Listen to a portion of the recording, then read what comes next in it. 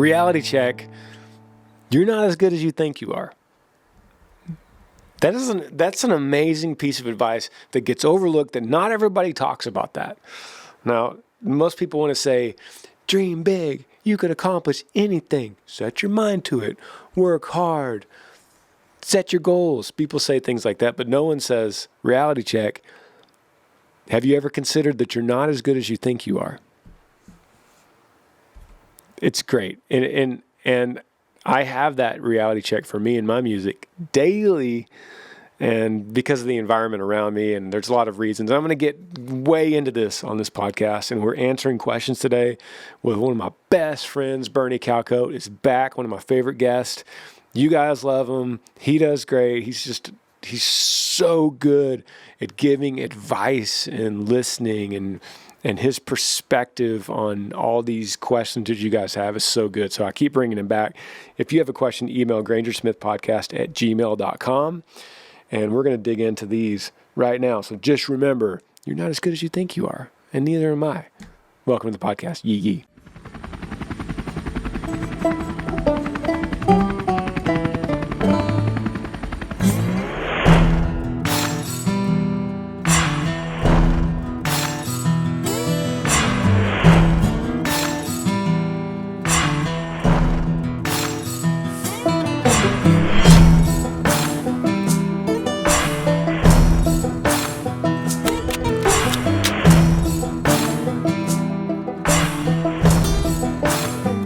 Dead cans and diesel, mud tires and smoke.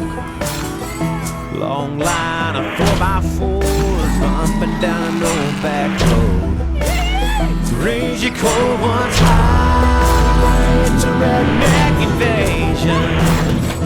Yeah, you're rocking with that Yee Nation.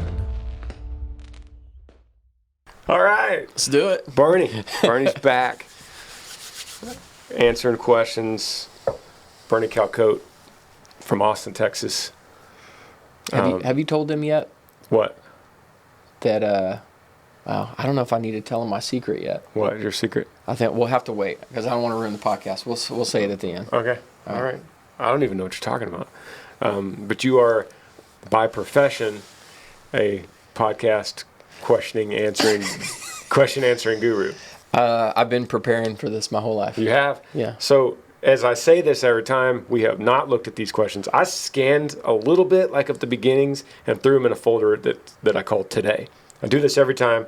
The questions come from an email, grangersmithpodcast@gmail.com. So if you have anything, email grangersmithpodcast@gmail.com. I'll take them.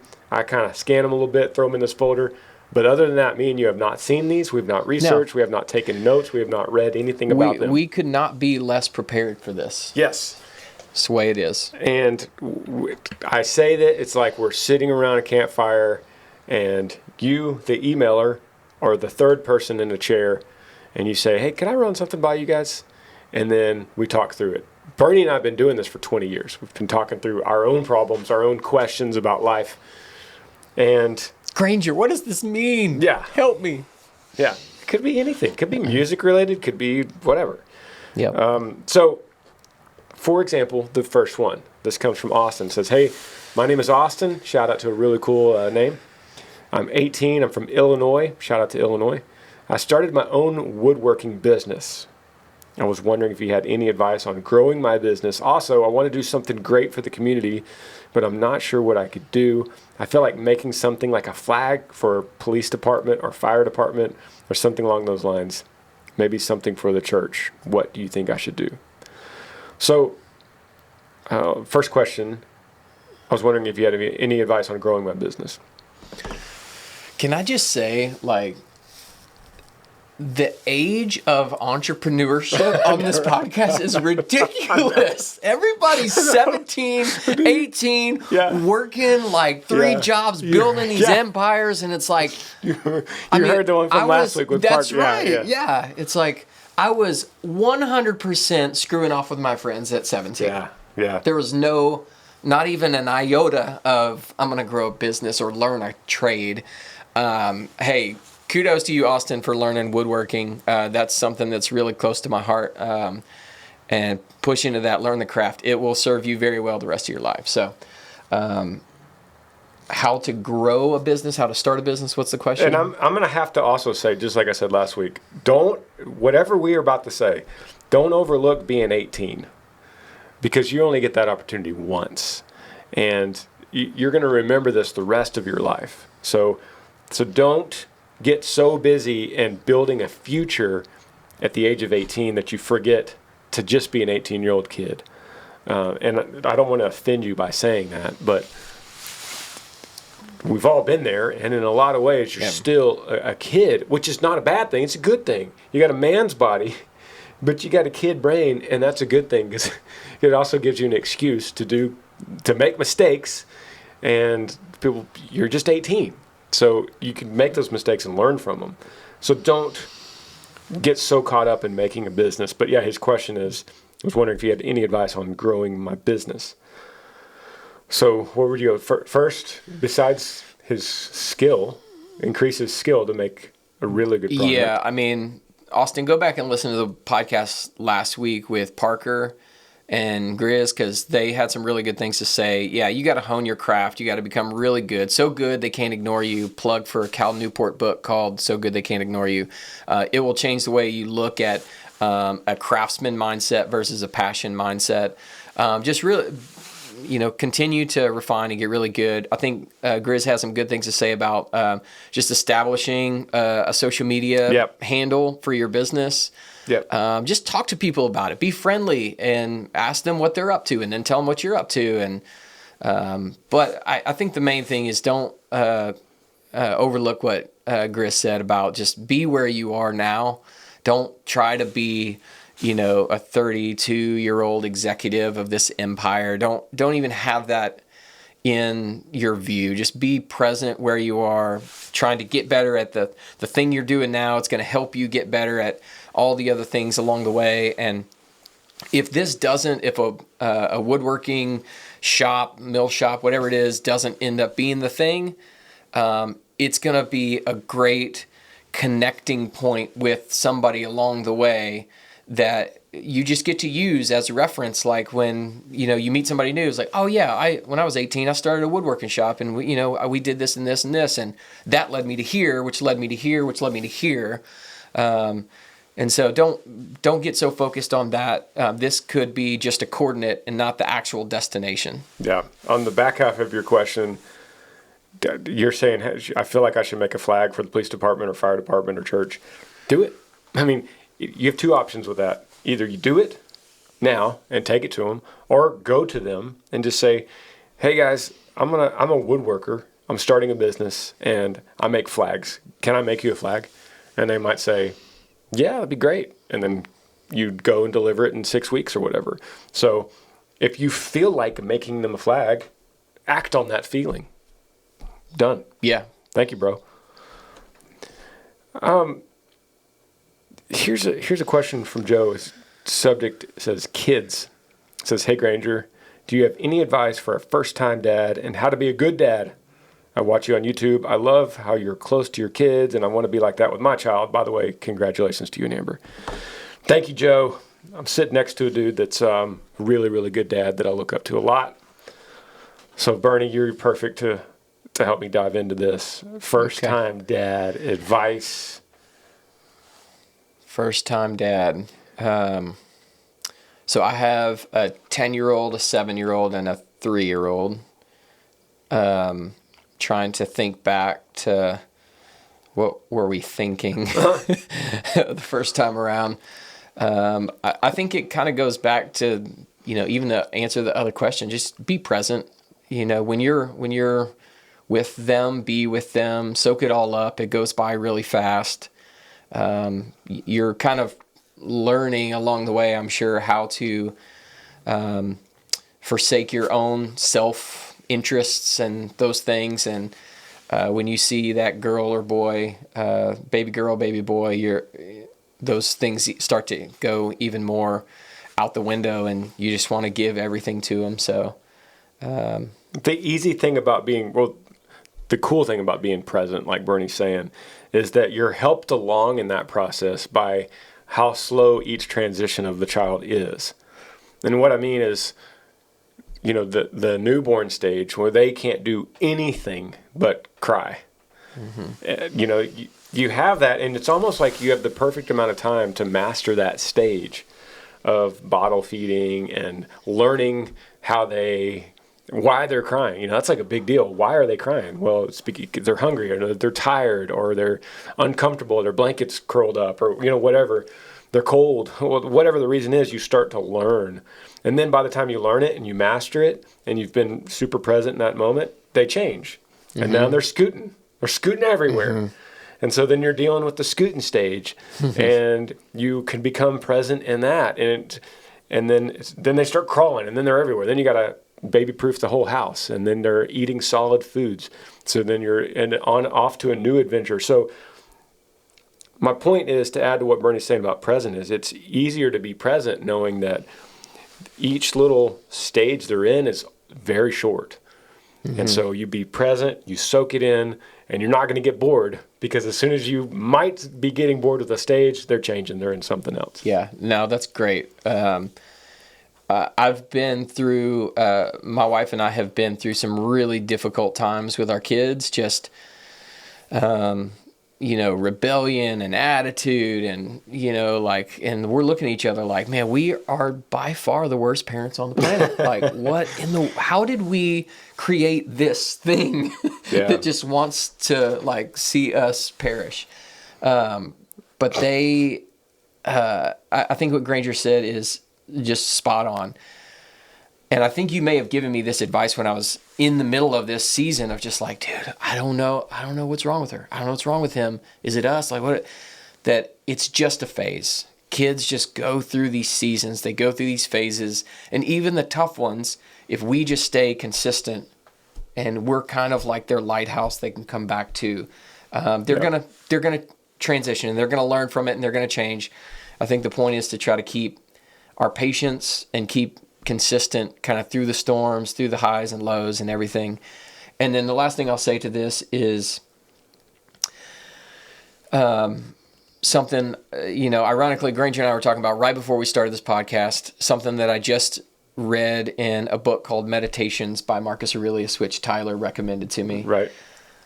The way that we view our kids, and the way that we hold them, and the way that we look at them should be in a way of, they may not be here tomorrow. We're not promised that. What we have is this moment with them, and we are just here to steward and care for them while we have them. And I guarantee you, if you start to look at this child like they may not be here tomorrow, and start looking at your wife or significant other or your boyfriend, girlfriend, everybody else out there in a way of like, man, dude, Grange may not be here tomorrow. So like, how does that, if I really put myself in that perspective with you, with this baby, with these kids, I feel like the outflow of my energy towards them is going to be one of complete gratitude to just have these moments and really cherish it with them. So hitting on all that, just don't take it for granted. The hard times are going to change. The good times are still going to be there. But, just cherish every moment and be present with them. Dude, I was going to say something else, but then I can't say anything else after that. I mean, man. You said it to me before the podcast. I just took credit for it in front of everybody. Yeah, man. The ultimate way to be present is to truly realize that tomorrow's not guaranteed. Soak up today for what it is. It's so easy as a parent to go, I can't wait till they're out of this phase. That's right. How many times have we said that? Can't wait till they're out of out of diapers. Everyone says that. Can't wait till they're out of diapers. Have you got them all out of diapers yet? Or we have babies where we timed it perfectly where they're all out of diapers at the same time. You hear that, and then you hear people saying, I can't wait till these kids are out of the house. Can't wait till they graduate to get out of here, right? And then when they're gone, right? Yeah, but it's normal. It's human to say it. But then you hear the story of 20 years down the road, and you got this quiet house. You just wish you could have anything back. Yeah, dude. Last thing, Joe, I'll say that as a dad, it's important to know, especially as a first-time dad, it's important to know that God made babies with a special affinity for mama. And mama has something special with this baby that you're never going to have. You have something special as well. And as far as you're the spiritual leader, you're the ultimate disciplinarian, you're the leader of the household, right? But you need to understand that this baby's going to have a special affinity for mama that you cannot fill. And sometimes it can get a little bit like, well, I wish the baby liked me. Mm-hmm. But that's how mamas are. That's right. You see Saving Private Ryan, the soldier's laying on the beach in the sand, and he's all cut up and he's dying. And what does he say? He doesn't say, Daddy. No, he says, Mama. Yeah. Like a man will always have a special place and need for mama. Yep. So as a first-time dad, just know there's something she could give that you just can't. And it's not just talking about boobs. I'm talking about there's something emotional. So this baby might not even look at you for the first 9 months. That's normal. Yep. Good luck, man. Good luck, bro. Best of luck to you. All right. Musical instruments. What's up, Granger? I love all your music videos. And that's coming from someone who doesn't listen to any country music. Wow, thank you. But I do have a question for you. Do you make your instrumentals? I've made a few myself, but I made them on my phone. I don't have a variety of sounds to use, but I'm curious about what platform you use to edit and or make your instrumentals for your music. That's from Brandon. I don't know where he's from. Bernie's a musician as well, so he could help me dive into this. I think by instrumentals, you mean what in the industry we call tracks, right? That's probably what he's talking about? Yeah. Because it's not talking about true instrumental that's like microphone. Circles around the moon. Yeah, a microphone, playing guitar, recording that. So as far as making tracks, and yes, I make them for different things that we use.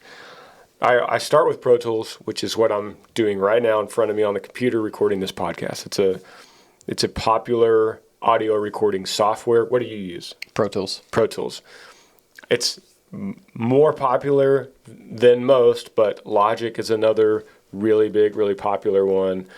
Ableton is a popular one that people use. So there's many good ones. What would be like a entry level for Brandon if he's like GarageBand? There you go. But you have to have an Apple laptop, Mac. So I don't know. Or an iPhone, right? Actually, did he say that? I use my phone. He didn't say iPhone. So, man, I hate to even bring this up, man, but Apple is just kind of the leading company when it comes to making music. And if it's the iPad or the iPhone or the MacBook, they all talk very well together, and they're integrated well to make not only music but also video. So it's the go-to instrument for the creative. So if you're making tracks, and this is not including microphones and the actual instruments. If you're making tracks and you want to get serious about it, you got to get into Apple products. And this is not a serious endorsement for Apple, besides the fact that that's just the truth. You could talk to anybody that's editing, any musician, any videographer, any audio engineer. It's always Apple products. Yep. That could change in 10 years, but that's been the standard for the last 20. Garageband, if you're into Apple, Garageband is a great way to get in and start building tracks from scratch. Super easy drag and drop type things. There's also a program called Splice that's really good, that has different samples, instrument sounds, drum beats, things like that. And we can get into it more, but if you're talking about entry-level stuff that's going to sound pro, I would start there. Splice, GarageBand, with start your understanding of Pro Tools as soon as possible. Yeah. Yep. There you go. All right. We have a question from Erica. It says, hey, do we have time? Yeah, we do. My name is Erica. I live in Central Arkansas. I've followed you for a long time. Love your podcast and music. I'm 21 years old, currently in the United States Air Force, stationed at Little Rock Air Force Base. This past week, I found out that one of my fellow airmen friends committed suicide. And I found out through an interview about it. He used to be one of my best friends, and we told each other everything up until he disappeared via messaging and FaceTime. We had a hard life. He had a hard life, and I was always there for him. I'm feeling horrible about this event, and I wished I could have done something or said something. I'm feeling guilty. What would you do if you were in my shoes? I'm having a hard time fathoming this outcome. Thank you. It's important to say that this email came November 26, 2020, out of the archives of what I'm reading. Erica, I'm sorry. And thank you for your service in the Air Force. It is so terrible that statistic is unproportionately high in military, former and active duty. Yeah. The number is still, what is it still, like 21 a day or just something insane like that? Wow. We did a documentary a few years ago called They Were There, a hero's documentary. Yeah. And we explored 5 deaths of 5 different lives. And I was walking in the desert, and each day I would talk about a new soldier and tell their life story. It wasn't so much about how they died, but more how they lived. The pillars of the community that they were, the great husbands or wives or sons or whatever, who they were. And one of the 5 was a suicide, which we learned the appropriate way to say it is death by suicide instead of committed.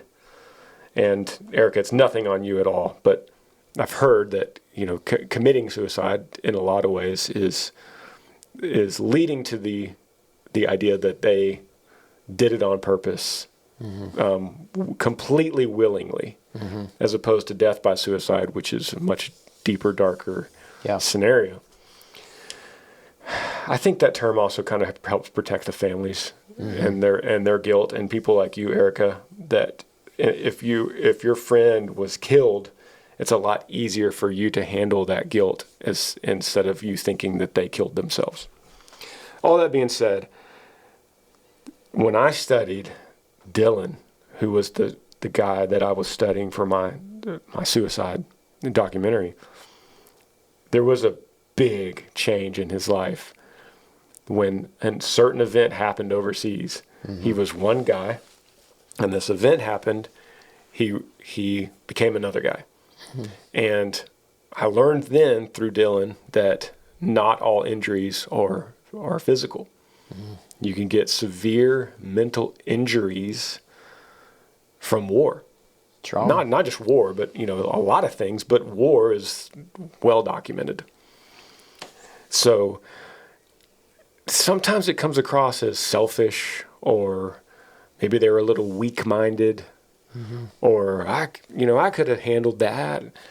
But regardless of their stability or their family upbringing or their religion or any of these factors, really, an injury to the brain is fatal in a lot of ways. And it's so misunderstood because we can't see it. You can't see it on a brain scan, Right. You can't do a CAT scan and go, look, oh, there's the damage that will eventually lead to suicide. All that being said, Erica, there's absolutely no guilt you should be carrying. I understand why you do. But you're asking, what would you do if you're in my shoes? I've moved forward for sure. You don't move on. There's a difference between moving on and moving forward. But I would move forward in the sense that, and you didn't name this person, but I would move forward in the sense of suicide awareness or building a foundation in their name, starting a helpline of some sort in their name, so that you're creating a legacy for them that then moves forward with the idea, if you could just help one other person. Erica, what if you could help one person out there that without your help and the inspiration from your friend and the work that you do, what if you could help them in saving a life? Then that's something. Mm-hmm. It's not going to fix it for you. It's not going to make you miss them less or make their lives less impacted by this death. But it's something. It's meaning and its purpose. Right. Yeah, I think if you try to fill that hurt and that pain and remove that guilt by doing things, then you're just going to do things the rest of your life, and it's not going to be enough. Yeah. The things that you do out of that need to come after. I mean, my advice would be talk to somebody. It's another thing that I don't think very many people do. Maybe we don't have enough resources, or it's just kind of taboo to like talk with people, real life people, about this trauma that you've experienced by losing a close friend in this way. And just let a professional or a family member or somebody really close start to process this with you and just listen to you. And then I believe that there's a lot of healing in that for you. And out of that healing, then you can find inspiration and motivation to then do what Grizz is talking about. Help others be aware that, hey, this is a real problem that we can help avoid if we give support, if we give, if we have this, if we have awareness. So that would be, I'm really sorry that you have to go through this. Yeah. It's never easy.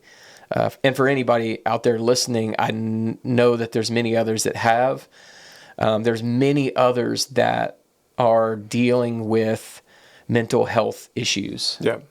More than I can remember in history right now. And then you throw a low level of trauma from a pandemic on top of that. And yeah, folks, we just need to talk. Grizz always talks about us.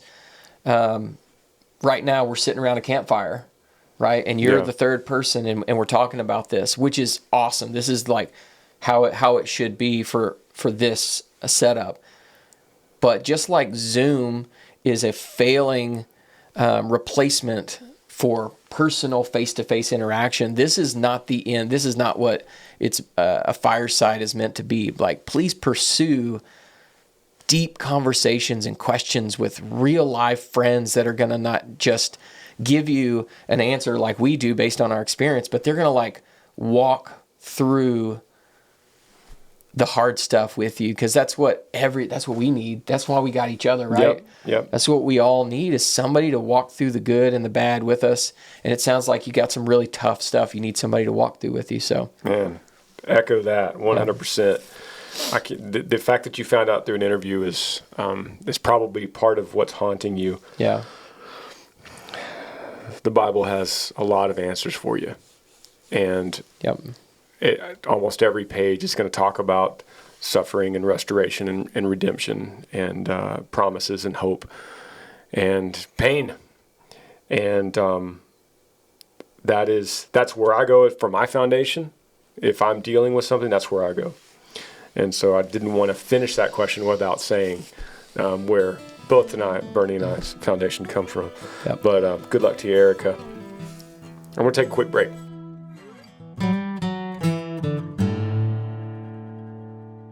This podcast today is brought to you by ShipStation. You guys have heard me talk about them before. If you sell stuff online, you're in a good business. And that's what Yee Apparel found themselves in, a pretty good business, because e-commerce really took off during this crazy time. More people are shipping now than they ever have been. And that means a lot more orders are coming in, and a lot of orders you'll need to ship out fast. That's why online sellers like you need ShipStation. No matter what you sell or how much you sell, ShipStation makes it super easy to manage and ship all your orders from all your sales channels faster, cheaper, and more efficiently. Import orders from any sales channel, ship with any carrier, access discounted shipping rates, automate just about any kind of shipping task, and you're going to spend a lot less time and money and more time growing your business. So no matter what you're selling, whether it's Amazon or Etsy, off your own website like yee.com, ShipStation funnels all your orders into one simple interface and you can manage from anywhere, even your cell phone, which is easy for not tech savvy guys like me. You'll even get access to amazing discounts with major carriers like UPS, FedEx, USPS. You can easily compare those carriers, and then choose, as you're looking at the list, which one's better for you at the time. So with ShipStation, small businesses can now access the same rates usually reserved for Fortune 500 companies without the contracts or big commitments. It's no wonder why ShipStation has more 5-star reviews than any other shipping software. Ship more in less time. Use my offer code Granger to get a 60-day free trial. That's 2 months free, no hassle, stress-free shipping. ShipStation.com. Click on the microphone at the top of the page and type in Granger. That's ShipStation. Enter the offer code Granger. Make ship happen. Podcast is also brought to you today by Raycon. I love talking about Raycon anytime I get. I don't know about you, but I feel like I'm always looking at my screen now more than ever, and I'm trying not to. I try to limit my time. But when I am trying to catch up on news or podcast or new music in any way, I go to my friends at Raycon and put on their wireless Raycon earbuds. It makes everything sound better. It doesn't matter what you're listening to. Tons of audiobooks I go through, tons of podcasts, tons of YouTube videos that I close off the screen and put it in my pocket.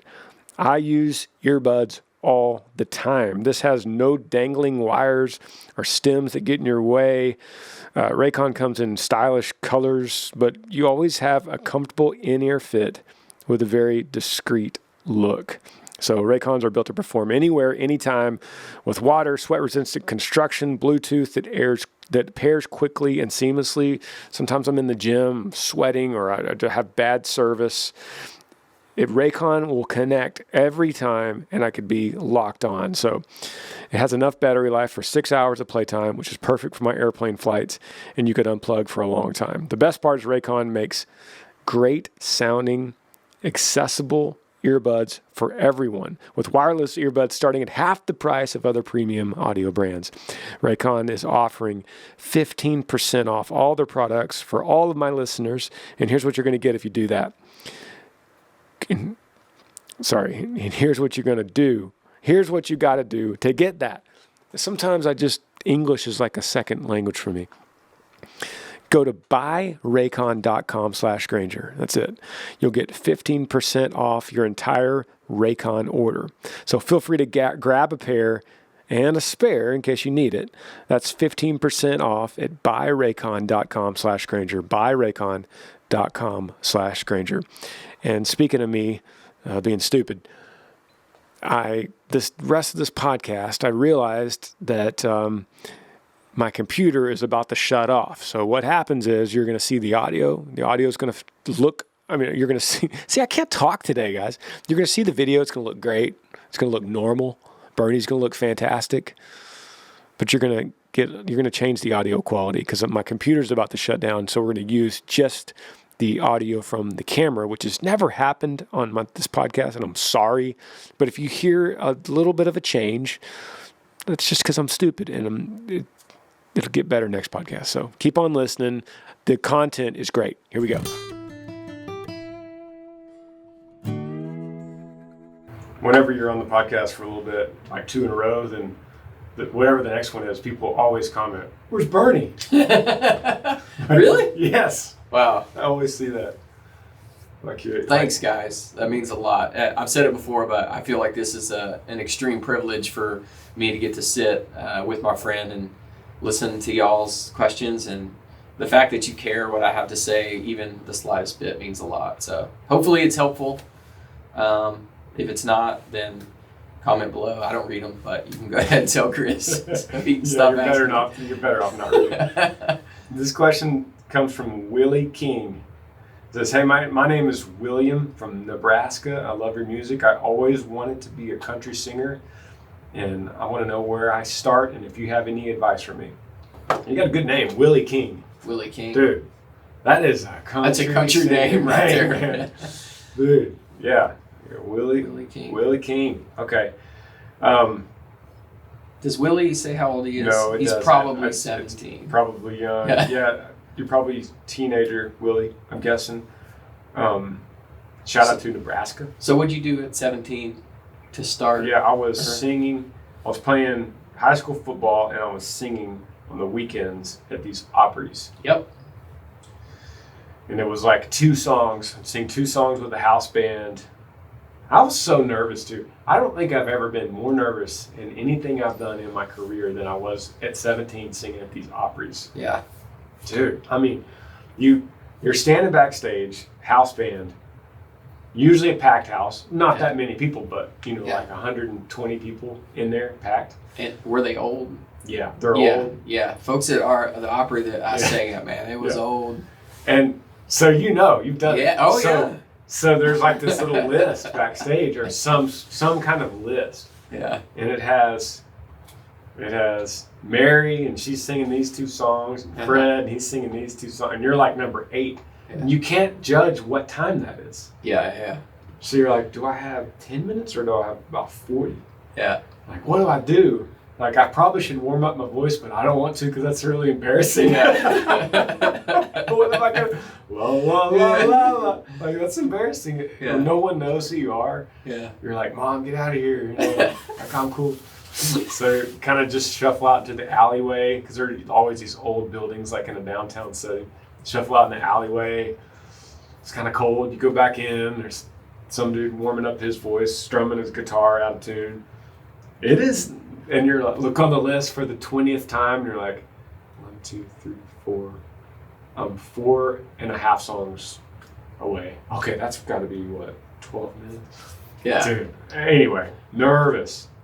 So that's probably a really good starting point. I don't think they have these kind of Opries in Nebraska, but man, what they do have that I didn't have is they have social media. Right. They have TikTok. Yeah. So man, Willie, if I were you, I would learn an instrument. I always say that. Learn an instrument, learn guitar, and set up your phone and sing your heart out with your guitar and put it on TikTok or Instagram. That is a way for people to see you and start building a following. If you could build some kind of following on that and start getting different views, then that's something. Yeah. I'll second that by saying practice. Yeah. Just get really good at your craft. And I'm going to probably say that for a lot of these questions. Like, whatever it is that you're doing, yours is music. I wish that somebody would have told me whenever I was younger, hey, you're really not that good. I had this, from being the 3rd kid, my mom just telling me I was great my whole life. I was like, dude, I'm awesome. Good point. But I wasn't that great. And I wish somebody would have said, hey, you need to go practice. You need to do this. You need to, do this with your guitar. You need to, practice this with your voice. And I'd be like, oh, okay. So I'm going to tell you, you're not as good as you think you are, Willie King. That's really good advice, actually. And no matter how good you are, you're not as good as you probably think you are. So go back to the lab and just practice more and get really, really good. And then you're going to go, a lot of different places. Come down to Texas, play an Opry, following Granger's footsteps. To speak to that, I'll say that I was very blessed in a way during my musical rise, because during those days, first of all, I was in Dallas, and there's a lot of singers. And every time I sang one of these Opries, every time, I was never the best of all the singers. To this day, I'm never the best on a festival stage performance singer-wise. I could have more energy. I could be crazier with Earl Dibbles or whatever, but I'm never the best technical singer on the stage and never have been. So I didn't grow up in such a small town like a lot of other friend singers of mine, that they were like the big fish in the pond for 10 years. Like they were the big thing. Right. And then as soon as they left there and went to Nashville, they got a huge confidence hit, and that hurt them. Yeah. I never had that. Right. Because I was always like the 5th or 6th best on every stage I was on. Right. So I was always clawing and fighting. It makes you hungry. I was fighting to just be heard, to be a little bit better. I mean, in the group from high school, there was like 4 of us that sang. And I was like the 3rd best. Yeah. It's the same with comedy. Like with Earl Dibbles, people always say, dude, you're so funny, man. Those videos are so funny. And I always say, man, I'm like the fourth funniest guy on my tour bus. Right. Like if you count Dusty and Chris. Yeah. And like some of these personalities are so funny. Yeah. And once again, that just helps me. Yeah. Just claw and try to. So there you go, Willie. That's a great thing. If you hadn't have said that, Bernie, I probably wouldn't have thought of it. But yeah, you're not as good as you think you are, Willie. Yeah. So one follow-up question for Granger Smith about this. So we grew up when like 90s country was like, dude, that was it, right? Yeah. Okay. So these younger kids that some of them that may be listening to this that are, 16, 17, and they look at you like, what 90s country singer would you be now? Like, would you see yourself as? You're like the Diamond Rio or the Travis Tritt of like nowadays country. I think about that a lot, and it's hard to do that because then you see the end of their career. So then you're not seeing the end, right? Because like I say, Mark Chestnut, who's a much better singer than me, but then I see like the end of his career was just like catastrophic alcoholism and rehab, and he's better now. So hopefully, and I can't think of an example off the top of my head, but hopefully it's somebody that transitioned from music into some kind of like positive public speaking founded in Christianity. You know, like if I can find that guy, that's who I would want to be. Okay. And thinking about this too, like this should probably be the title of this podcast. Like, newsflash, you're not as good as you think you are. Yeah. Reality check. You're not as good as you think you are. That's probably going to be the title of this podcast. Dude, Willie, you're not as good as you think you are. We got time? Yeah, we got time. Bernie, we're rocking. Okay. We can go fast when you don't throw these questions at me like, define God's sovereignty. Right. It's like, okay. Okay. Do you want to go, you're going to call this. You're going to go to recent military separation, dad at 40, boyfriend wanting to be in the music industry. That sounds bad. Work versus friends. Where do you want to go next? What was the first one again? Recent military separation. Yeah, let's hear that one. Okay. That's intriguing. Hey Granger, I'm Kyle from Southern California. I had the privilege to meet you when you played shows in Alaska. I was stationed at J-Bear and got to meet you and Cody Allen. Ever since I started following you and your story, I love it and I love Yee. My question is, I recently separated from the Air Force and me and my wife moved back home and we're staying with her parents till this crazy market goes down. I got my career started as an electrical apprentice, and my wife got her career started as a veterinary in the veterinary medical field. We don't want to shoot ourselves in the feet, but we want to get out of her parents' house badly to save the relationship with them, but also with each other. We had our own place for the last 4 years, and now sharing, especially with the in-laws, is not working. Any advice would be awesome. And he has a picture attached. Yep, yeah, that's the dude right there. Yeah. So, okay, let's dive right into this. First of all, thank you for your service, and Absolutely. Good to hear from you again, Kyle. It's time to get out of the house. Let's just dive right into it. It's time to get out. The reason I say that is because you say not only to save the relationship with them, but also with each other.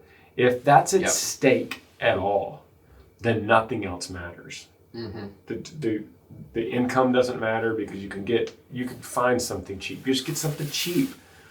Doesn't sound like there's kids involved, which is great right now because you're free to not look at school districts and just jump into an apartment lease.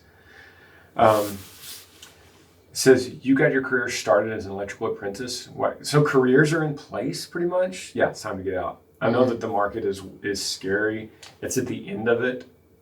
In fact, you sent this email at the end of last year. So, dude, it is time. It is time. If you're hearing this podcast and you're still in, it's time. The reason I say it's time is because you included this sentence to save the relationship with your wife. Yeah. Email Granger back and let him know by the time that you heard this, if you were already out. And Yeah. we'd love to hear like the follow up, like why you decided to leave and like how it all went, because we'll see if like what we're saying aligns with like what he actually intuitively kind of decided to do. Yeah. It's like, oh no, what you guys said was actually terrible. I did this and it worked out, so then we would know. That's a great point. Or like, hey, yeah, because I agree with Granger. You have to preserve your relationship. That's going to be our whole marriages, right? We're going to make decisions to like fight for our marriage. Yeah. It sounds like you can use some space from the parents, so you don't have to just move like around the corner to an apartment. Like, come to Texas. There's a lot of opportunity here right now, and a lot of people are moving from Southern California to Texas. Yeah. But I think he's right. I think you gotta get out, and marriage is about these adventures together and like building a story together. So don't be afraid. As long as you guys are communicating and you have a good foundation for your marriage, you can go without a lot more stuff than you think you can. And part of the fun is just figuring it out together. Like, man, this challenge is coming. Like, how do we figure that out together? Yeah. Whatever it is, just do it together. Yep. No kids involved yet. Great. Yep. So, Bernie, wouldn't it be awesome if this was live and we could actively have people vote on what they want to hear next? Yeah. Because what we have right now, work versus friends, boyfriend wanting to be in the music industry or dad at 40. Yeah. We could have them vote right now. Yeah. Where do you want to go? Let's go dad at 40. So much pressure. Yeah. Yeah, I can relate to this one. So it says, Dear Granger, hopefully you see this. Last year was rough, to say the least, and my wife and I had 2 miscarriages. We decided to stop trying and decided that was God's plan. Well, I guess he has another plan, as we just found out she's pregnant again. So here's my question. 1, would you be willing to throw some prayers our way? And 2, I'm pushing 40 in February, and I'm scared to death. I wonder constantly, am I going to be too old to throw the ball around and such? And do you have any advice to new dads that feel like he's getting way too old? And that would be so appreciated. Thanks, Chad in Boise. He said, P.S. I became a fan when I first saw you open for Garth Brooks in Boise. You killed it, brother. Still can't believe you got to open for Garth, dude. It's not even fair. Garth was a really cool dude, too. We've opened for him twice now, and both times he brought the whole band backstage, dedicated a certain amount of time just to talk with us, and most headliners have not done that. Yeah, that's awesome. Yeah. Do you think you can get him on the podcast or what? Yeah, that'd be pretty cool. He's not doing much. He'd be pretty good at going through these questions, dude, right? He would, yeah. We would just have to, like, every once in a while we'd have to be like, Garth, be serious. Yeah. You're not Garth, if you're watching this and you want to come, just I think we can make room. Yeah. But okay, dad at 44. 40. What's his name? It is Chad. Chad. First of all, I could. This is a great question for me because I am 41, and we're pregnant due in August. So, not only can I answer it that way, but I can also answer it in the fact that my dad was 41 when he had Parker, my youngest brother. So I have 2 instances, one that I'm currently living and one that I saw play out. And I could tell you firsthand, to ease your mind, that there is nothing scary or wrong with you being a dad at 40. The throwing the ball theory. So you'll be throwing the ball in 6 or 7 years, which will put you at 47. That's young. Yeah. And then when they're in high school, graduating high school, you'll be 58. You'll be the older guy, but I'm cool and I'm accepting that that's going to be fine. The only issue with all this is, like, my dad died at 61. So the only issue is if you take care of yourself, you'll be able to see these grandkids. If not, then that just wasn't God's plan. Mm-hmm. But I assure you that you could ask Parker, he didn't get cheated in his young growing up life because he had a dad that was 40 instead of 20. So, dude, I mean, Yeah, I think you got a 3-year-old and you're Yep, 40. So it's not too different from you. yeah, not too different. And yeah, they wear me out for sure. But here's the thing: we are now in this age of media, which is a double-edged sword, right? Yeah, I love you going here. But I think that what you have to understand is the dad throwing the ball with the kid is an image that media has projected to us to be commonplace. And this is normal. That's not how God works. There's no, and this is social media, this is TV, this It's is like movies. Progressive auto insurance This is commercial. Yeah, this is everything that makes us think that like, oh well, I gotta fit into this. I gotta look like this. I have to do this with my son, or I'm gonna be the old guy, and there's not gonna be any value to that. There is extreme value to being a dad, no matter the age, and being a consistent force of positive, pushing them towards Jesus, towards helping others, serving others, showing your son or daughter like how you love your wife regardless of your age. That's the legacy that you will give to them and that you'll leave. And so take the things that you kind of have in your mind of like, oh, this is what it's supposed to be. No, what it's going to be is what it's supposed to be. There is no other normal for your life. And so just let it go and accept like, hey, this is my normal and it's awesome. And you can look at it that way, or we can always try to look at like, I could look at Granger's life and be like, oh man, well, I'm not doing this and that's normal. It's like, no, that's his. This is mine. And they're both great in a lot of different ways. And so I say just... What's going to be is what's supposed to be. That's right. Take ownership of it and enjoy it the most that you can. Your kid is going to see that from you, that you learned how to live fully in what was given to you with gratitude and thankfulness, not with regret that, well, I'm sorry, son, I can't go throw the ball with you because my knee hurts. And, that's going to happen. That happens to all of us. And so just, accept it and just give it everything that you got. And I think you'll be great. That's why I bring you on the podcast. Because I learned just as much as anyone else would. I wonder if anyone takes notes. I was thinking, you think anyone takes notes on this podcast? Sometimes I watch YouTube videos and take notes. Oh, for sure. I wonder if anyone does that. Yeah. Because if anyone's taking notes, I want them to just underline what's going to be is what it's supposed to be. Yeah. So good. And the other somebody put that in like an Instagram thing. Yeah, is that how you do it? Put it in a thing and then share it and repost it and all that. What's crazy is Quote that, Granger on it. Yep. like the whole funny thing about this question, which is normal, Chad, I think the same thing. But what's crazy about it is like maybe he's not even going to be a ball player. Yeah. Like you're planning on it. Like maybe he's going to be a ping pong champion. Yeah. I want to throw a ball with Chet, but it's just not happening. I think he is right-handed, but he thinks he's left-handed, so it just doesn't. Yeah. So you never know what you're going to get, man. Yeah. Just embrace maybe it. they're going to be chess player, like a fantastic chess player. Yeah. Anyway. Yeah. Let's go another one. Thanks for asking, Chad. We got 2 left for this one. We don't necessarily have to get to both, but we'll get to one of them. Work versus friends, or boyfriend wanting to be in the music industry. There's somebody out there screaming for one of them right now. I know. Please! Yeah.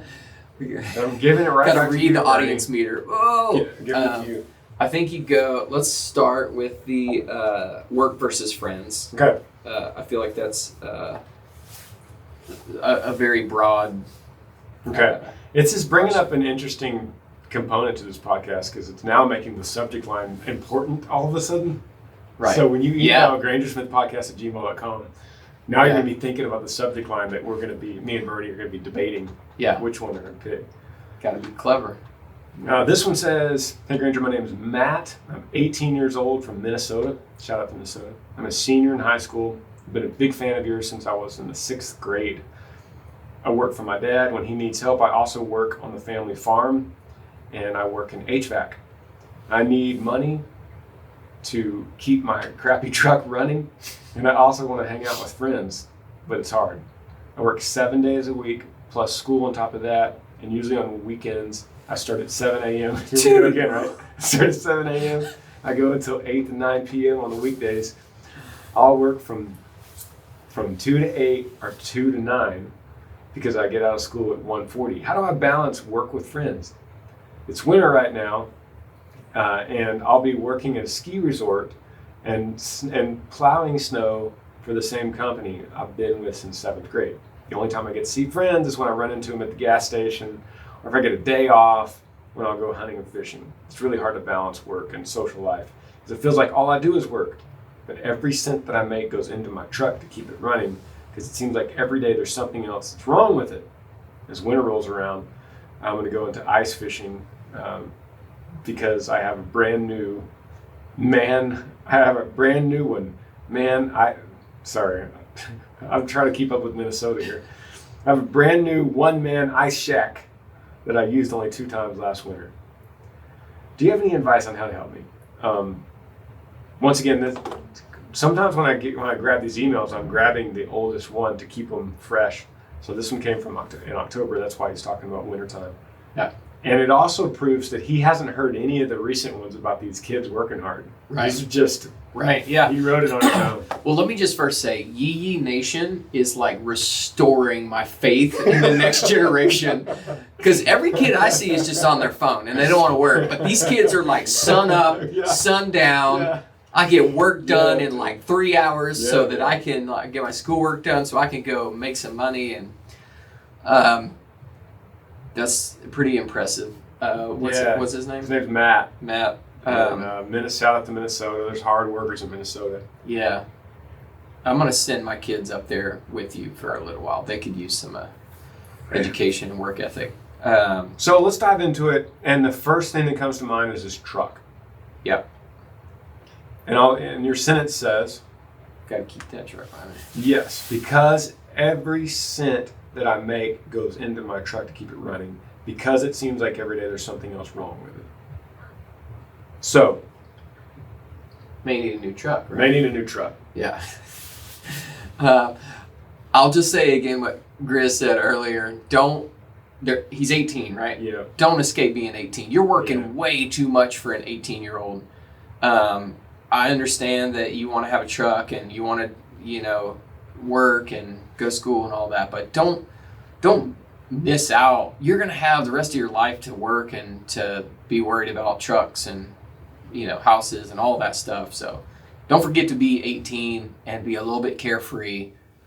And hopefully you have some parents that can kind of help you pick up the slack a little bit. But work-life balance is a big deal, whether you're 18 or 40 or whatever. Like that's a topic I think that everybody can somewhat relate to. Here's something that you might not have thought about, Matt, is you have like 3 or 4 scattered jobs on here. What if you tried to work on, like, instead of going to the ski resort to shovel snow, or instead of HVAC, or instead of your dad, or instead of the family farm? Those are 4 different things you said you do. What if you try to start consolidating some of those jobs and joining forces with some of your good buddies? Like, what if you just picked one of those and just went to your buddies and say, hey guys, you want to get into HVAC with me? We'll just crush it. We'll crush this company, and every day we'll meet at 8 a.m. and we'll get breakfast, and then we'll go and we'll start. And so you're making money with your friends. You still have this social life, and you're working hopefully less hours, and you're with your friends. Because it sounds like your schedule is so crazy that you don't have time to kind of soak in one location and one group of people, because you're piecing out to this group and heading to another group. And so, side note to everybody, it's funny, on this podcast I was talking about Pro Tools and computers, and you might have wondered how this section has sounded a little bit different because I was so smart that I didn't plug my power cord into my computer. So that whole first half of the podcast, it just slowly ran out of battery, and then it died. So I didn't record audio on this entire second half of the podcast. So I'm going to use the camera audio. So sorry it sounds funky. So as good as Apple products are, you still have to plug them in. Yeah. They're not that good yet. Bernie is so interesting to me that he's just, I get caught up talking to him and I forget to plug the computer in. So that's never happened. But let's go back to our friend Matt here. Yeah. And Paul will have to splice this together somehow. So what I was saying is let's split up. Maybe you should consolidate your jobs and work with your friends. Yeah. I think that's a great idea. I thought whenever I heard the question, I thought about coming to Yee Farm, and I feel like it's just a bunch of friends and family hanging out, and but they're also working, and I like step into these like conversations about these creative things that they're trying to do. So they're kind of doing what he's talking about. Find some buddies, find some family, and the people you love spending time with, and just get together with them. Say, hey guys, what can we do? Of these opportunities that we have, and we get to hang out together, we get to make some money, and then maybe you can get a new truck too. Yeah, that's the thing too, is that your title is Work versus Friends, and life is a sacrifice, and what you're describing is a sacrifice. You have to sacrifice for any kind of achievement or fulfillment. Everything is a sacrifice. So one thing you can consider is sacrificing your truck. And that's like taking the heart out of a country boy in a lot of ways. But you could go and get you a Ford Explorer that's $2,200. Yeah, I mean, you can. Yeah.